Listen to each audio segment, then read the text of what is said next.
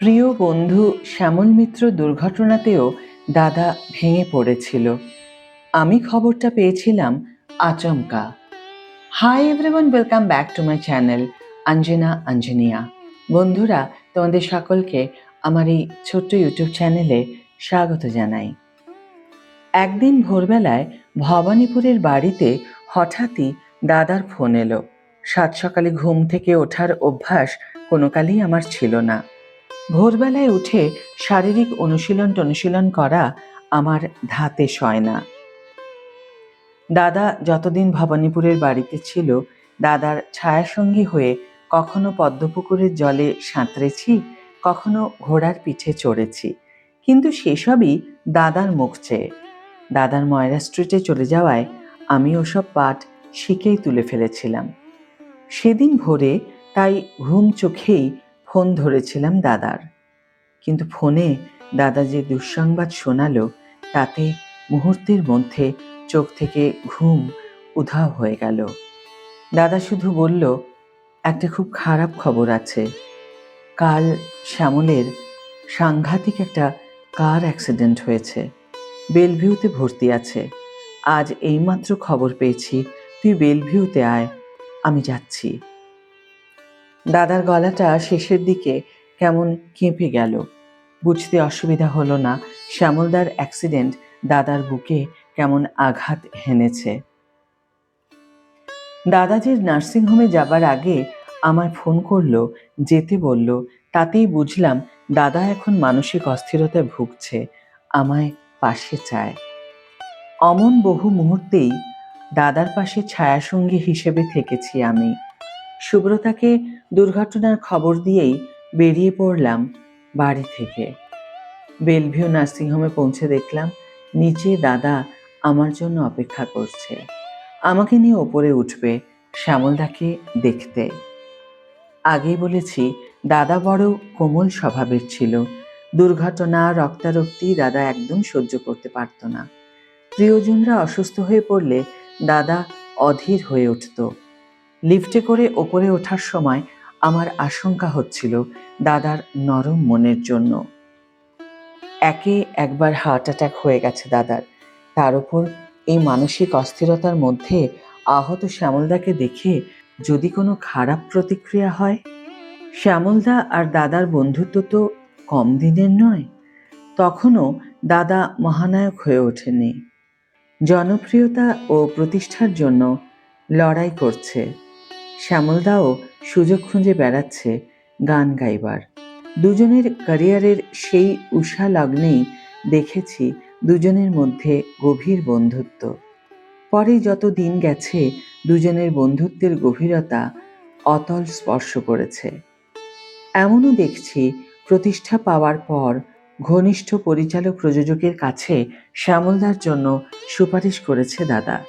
নিজের প্রযোজিত ছবিতে সঙ্গীত পরিচালকের সুযোগ দিয়েছে।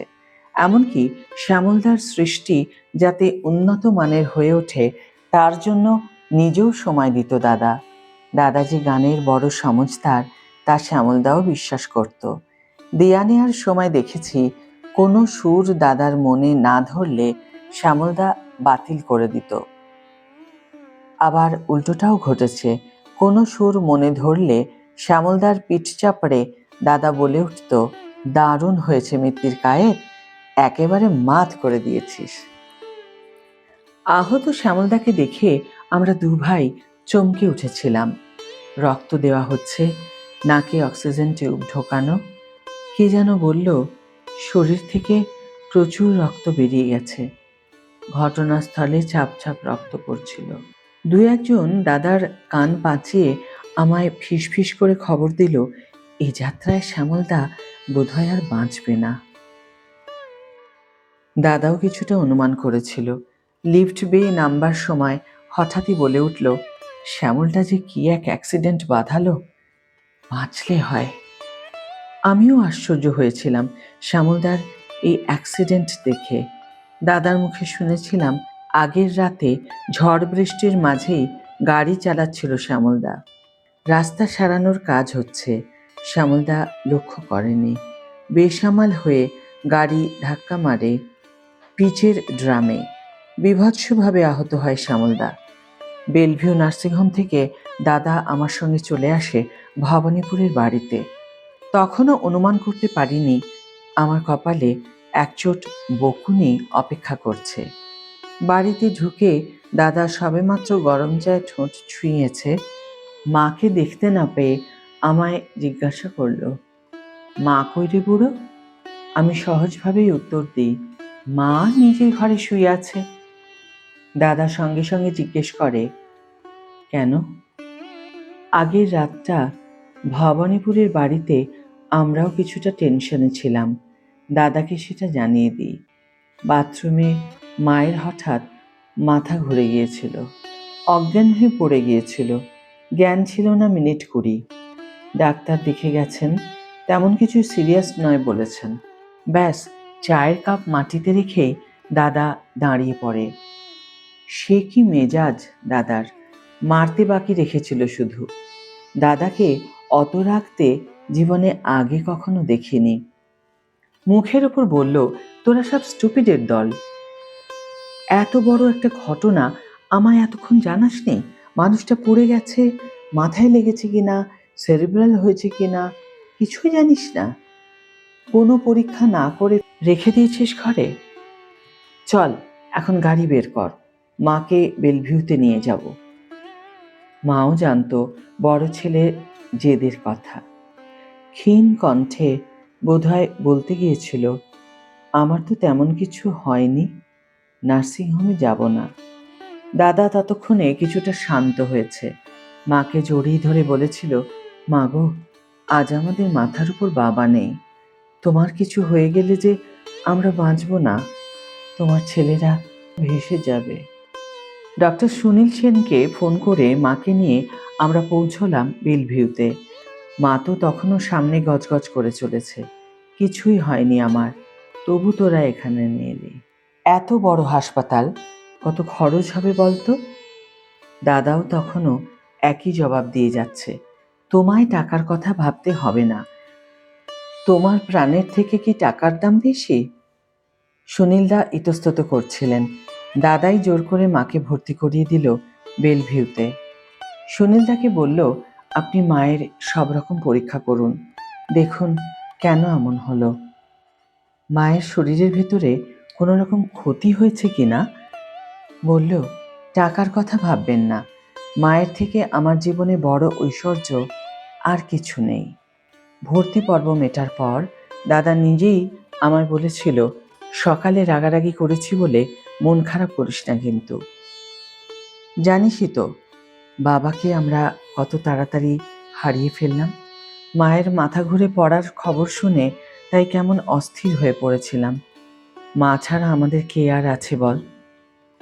দাদার সেদিনের আচরণে দাদার প্রতি আমার শ্রদ্ধাবোধ আরও এক ধাপ বেড়েই গিয়েছিল। মা বাবার প্রতি আমাদের 3 ভাইয়ের টানই বেশি। দাদাও সে কথা জানত। তবু মায়ের অসুস্থতা শুনে দাদা নিজে যেভাবে অধীর হয়ে পড়েছিল, বকাবকি করেছিল, তাতে দাদার প্রতি আমার অভিমান জাগেনি, বরং গর্ব হয়েছিল। কজনের বর্দা এমনভাবে তাদের মায়ের জন্য অধীর হয়, উৎকণ্ঠিত হয়। শুধু তাই নয়, সেবার দাদা হাজারো ব্যস্ততা সত্ত্বেও যেভাবে মায়ের সেবায় প্রাণপাত করেছিল, তাও রীতিমতো শিক্ষণীয়।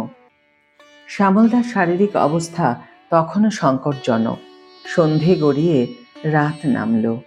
দাদাকে দেখলাম লাট্টুর মতো ঘুরপাক খাচ্ছে। এই শ্যামলদার কেবিনে গিয়ে হয়তো খোঁজ খবর নিয়ে এলো।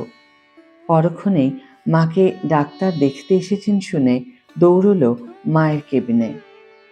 ওই একটা রাতই কেবল নয়, মা যে 17-18 দিন বেলভিউতে ছিল, দাদা ওই সব রাতই কাটিয়েছিল নার্সিংহোমে। 2-1 বার হয়তো বলেছি, শুটিংয়ের ধকল সেরে এভাবে নার্সিংহোমে রাত জাগা তোমার উচিত হচ্ছে না। তোমারও তো মানুষের শরীর, যদি অসুস্থ হয়ে পড়ো। দাদা জবাব দিয়েছে, মায়ের সেবায় পুণ্য হয়, মায়ের সেবা করলে কেউ মারা যায় না। আমি জোর করে মাকে নার্সিংহোমে ভর্তি করিয়েছি। সুস্থ করে মাকে বাড়ি ফিরিয়ে নিয়ে যাওয়ার দায়িত্ব আমার কথা রেখেছিল দাদা সেবার, সুস্থ মাকে বাড়ি এনে দিয়েছিল এবং বলেছিল আজ রাতে নিশ্চিন্তে ঘুমোতে পারবো। শ্যামলদার বাড়ি ফিরতে আরও বেশি দিন লেগেছিল। দাদা শুটিংয়ের ব্যস্ততা সত্ত্বেও প্রায় প্রতিদিনই শ্যামলদাকে নার্সিংহোমে দেখতে যেত বলে শুনেছিলাম। শ্যামলদাও পরে গেয়েছিল, তোমাদের ভালোবাসা মরণের পার থেকে ফিরায় এনেছে মোরে, তোমরা আমার গান কতখানি ভালোবাসো বুঝেছি নতুন করে, তোমাদের ভালোবাসা মরণের পার থেকে ফিরায় এনেছে মোরে। মায়ের প্রতি দাদার এই শ্রদ্ধা বা শ্যামলদার মতো বন্ধুর প্রতি এই ভালোবাসার টান অবশ্য কোনো বিচ্ছিন্ন ঘটনা নয়। টালিগঞ্জ পাড়ার কেউ কোনো প্রবীণ শিল্পীকে অপমান করলেও দাদাকে রুখে দাঁড়াতে দেখেছি। একটা ঘটনার কথা বলি। একদিন নিউ থিয়েটার্স 1 নম্বর স্টুডিওয়ে ডিরেক্টর্স মিটিং বসেছে। দাদা তখন ওই স্টুডিওর অন্যতম ডিরেক্টর। এই ডিরেক্টর হওয়ার পিছনেও একটা কাহিনী আছে। প্রাচীন ঐতিহ্যশালী প্রতিষ্ঠান NT1 স্টুডিও। ভারতীয় চলচ্চিত্র যখন শৈশবে হামাগুড়ি দিচ্ছে, তখন সেই সময়কার চলচ্চিত্র তৈরির অন্যতম আঁতুড়ঘর ছিল এই NT1 স্টুডিও। দাদার হঠাৎই একদিন কানে এলো NT1 স্টুডিও বিক্রি হয়ে যাচ্ছে। স্টুডিওর মালিক তখন বীরেন্দ্রনাথ সরকার। টালিগঞ্জ পাড়ার মানুষজন যাকে BN সরকার বলে এক ডাকে চেনে। দাদা এও শুনল স্টুডিওটা কিনছে এক অবাঙালি ব্যবসায়ী, ছবির জগতের সঙ্গে যার কোনো সম্পর্কই নেই, ছবি তৈরির ব্যাপারেও যার উৎসাহ নেই। সকলের কানাঘুষোয় শুনছিলাম, শঙ্কিতও হয়েছিল অবাঙালি ব্যবসায়ী যদি স্টুডিওর দরজা বন্ধ করে দেয় রাতারাতি, তবে যে উপবাস করে মরবে বহু পরিবার, বাংলা চলচ্চিত্রের সমূহ ক্ষতি হবে। দাদাই এগিয়ে এলো শেষমেশ। BN সরকারের সঙ্গে দাদার সম্পর্ক ছিল ভালোই।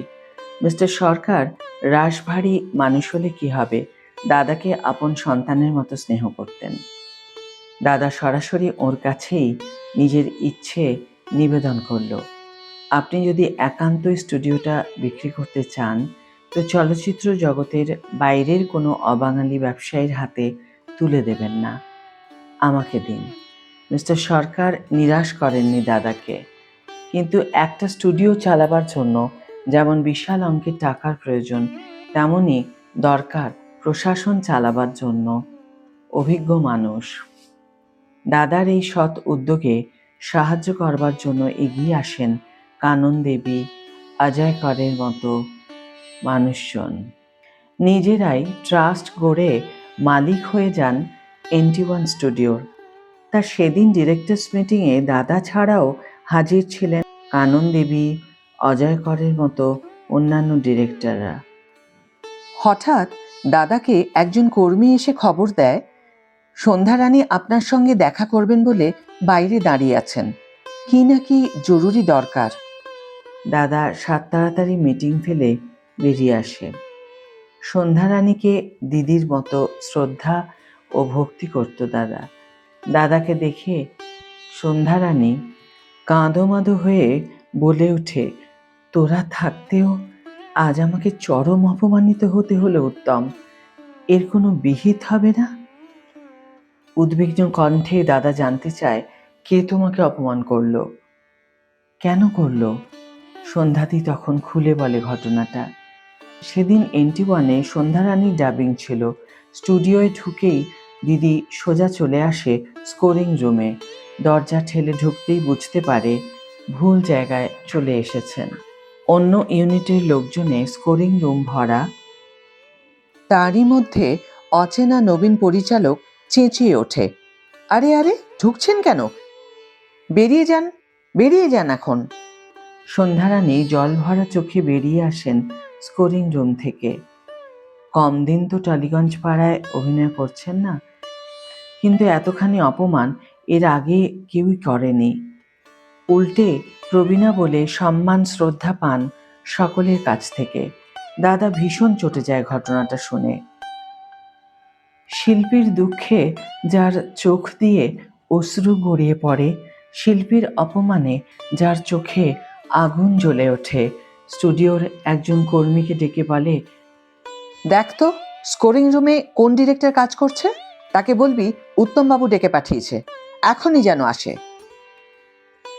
সেই নবীন পরিচালকের নাম ইচ্ছে করেই করছি না, অন্য ধারার ছবির পরিচালনা করে, আজ সে অনেকখানি সুনাম পেয়েছে। আমি চাই না ক্যারিয়ারের শুরুতে তার সেই ভুলের জন্য আবারও তাকে কাঠগড়ায় দাঁড় করানো হোক। ততক্ষণে সেদিন সেই নবীন পরিচালক আঁচ করতে পেরেছিল একটা অঘটন ঘটিয়ে ফেলেছে। কাল বিলম্ব না করে দৌড়ে আসে দাদার কাছে। দাদা তো তাকে দেখেই গর্জে ওঠেন, আপনি সন্ধ্যারানীকে চেনেন না? দীর্ঘদিন যিনি বাংলা ছবির সেবা করে আসছেন, তাকেই কিনা আপনি অপমান করে বসলেন? এত দুঃসাহস আপনার? জানেন, আমরাও সন্ধ্যাদিকে শ্রদ্ধা করি, পায়ে হাত দিয়ে প্রণাম করি। পরিচালক তখন সাত তাড়াতাড়ি বলে, দাদা, আপনার ভাই বুড়োদাও আমাকে চেনে, আমি কিন্তু সন্ধ্যারানীকে অপমান করতে চাইনি। স্কোরিং রুমের অন্ধকারে ওকে চিনতে পারিনি, তাই এমন বিপত্তি ঘটেছে। পরে যখন অন্যদের মুখে ওর কথা শুনলাম, তখন রিলের কাজ শেষ করে দেখা করতে যাব ভেবেছিলাম। দাদার মনোপুত নয় যুক্তিটা। সপাটে জবাব দেয়, রিল তো ট্রেন নয়, একবার চলে গেলে ফিরে আসবে না। আপনি তো রিল থামিয়েও সন্ধ্যাদির সাথে দেখা করতে পারতেন, ক্ষমা চাইতে পারতেন। প্রবীণদের সম্মান জানাতে না শিখলে কিভাবে বড় হবেন? এই যে আপনারা ছবির জগতে এসেছেন, তার পথটা কে তৈরি করে দিয়েছে? সন্ধ্যাদিকে আপনি অপমান করলেন বিএন সরকারের প্রতিষ্ঠিত স্টুডিওতে। এটা আমি শিল্পী হয়ে মেনে নিতে পারছি না। আগে ক্ষমা চান সন্ধ্যাদির কাছে, নইলে আপনাকে NT1-এ কাজ করতে দেওয়া হবে না। নবীন পরিচালক বেগতিক দেখে দাদার সামনেই ক্ষমা চাইতে বাধ্য হয়েছিল সেদিন। দাদা তখন নাকি বলেছিল, শিল্পীকে অপমান করে কখনো বড় পরিচালক হতে পারবেন না, এটা জেনে রাখবেন। দাদা অবশ্য মিটিংয়ে ফিরে কানন্দিকে সম্পূর্ণ ঘটনা শুনিয়েছিল। নিজের তাৎক্ষণিক বিচারের কথা শুনিয়ে বলেছিল, দেখো দিদি, জানি না তোমরা আমার সিদ্ধান্ত মেনে নিতে পারবে কি না। শিল্পীর প্রতি অপমানের অভিযোগ পেয়েছিলাম, আমি সাধ্যমতো বিচার করেছি। নবীন পরিচালক হয়তো আমার বিরুদ্ধে তোমাদের কাছে পাল্টা অভিযোগ জানাতে পারে, তোমরা নিজের বিচার বুদ্ধি অনুযায়ী সিদ্ধান্ত নিও। পরে কারো মুখ থেকে যেন কানন্দির সেদিনের জবাবটা শুনেছিলাম। কানন্দিও দাদাকে আপন ছোট ভাইয়ের মতো স্নেহ করত, বিশ্বাস করত উত্তম যা করে বাংলা চলচ্চিত্র শিল্পের ভালোর জন্যই করে। সেই বিশ্বাসে ভর দিয়েই কানন্দি বলেছিল, তুই সঠিক বিচার করেছিস, NT1 শিল্পীদের সাম্রাজ্য, এখানে কোনো শিল্পীর অপমান বরদাস্ত করা হবে না। আমার সবচেয়ে ভালো লাগতো, শ্রদ্ধা ও সম্মান দেখানোর ক্ষেত্রেও শিল্পীদের জাত বিচার করতে বসতো না দাদা। এই যে এক একজন শিল্পীকে অমুক গ্রুপের তমুক গ্রুপের বলে চিহ্নিত করা হয়, দাদা সেই বিভাজনেও বিশ্বাস করতো না। তাই তো অভিনেত্রী সংঘ ছেড়ে শিল্পী সংসদ গড়ার পর দাদার সঙ্গে সৌমিত্র সম্পর্ক নষ্ট হয়নি। দাদা যে শিল্পীর রঙের বিচার করতো না কখনো, তার প্রমাণও একাধিকবার পেয়েছি। ভুবন সোমের জন্যই তো উৎপল দত্তকে যেবার ভরত পুরস্কার দেওয়া হলো, দাদা শিল্পী সংসদের পক্ষ থেকে আয়োজন করল উৎপলদার সংবর্ধনার।